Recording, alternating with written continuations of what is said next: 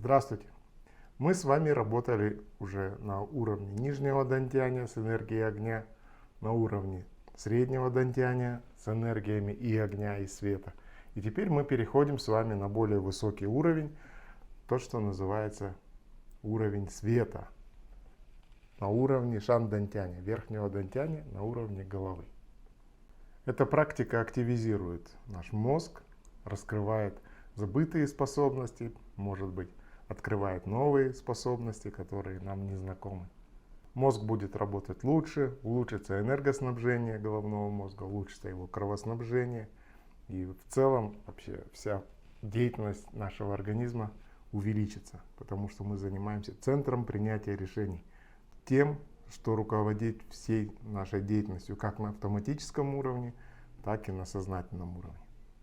Когда мы набирали в практике нахождения в потоке энергию на уровне среднего дантяня, на втором этапе, у нас руки находились вот примерно в этой области и двигались вверх-вниз, вслед за движениями энергии.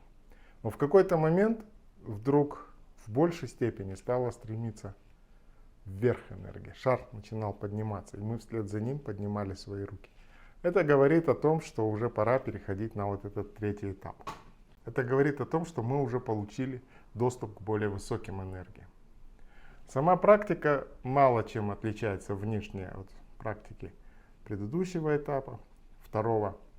Те же самые подготовительные упражнения, то же самое нахождение в потоке, то же самое выведенный шар, но только на уровне шан-дантяня. И сейчас на первом этапе практики шар будет стремиться вниз, потом снова подниматься, снова. Мы просто держимся за него своими энергетическими руками. А потом в какой-то момент он начнет подниматься выше, выше. Позвольте ему это. И вот в этом диапазоне у вас будет происходить набор энергии. Шар будет находиться впереди нас и частично в области головы. Тем самым практика в потоке уже будет влиять на наш головной мозг. Основное отличие этой практики, этого уровня от предыдущих, тем, что здесь не нужно делать шар горячим. Это важно очень. Не нужно контролировать его температуру, свечение. И шар не должен быть красным.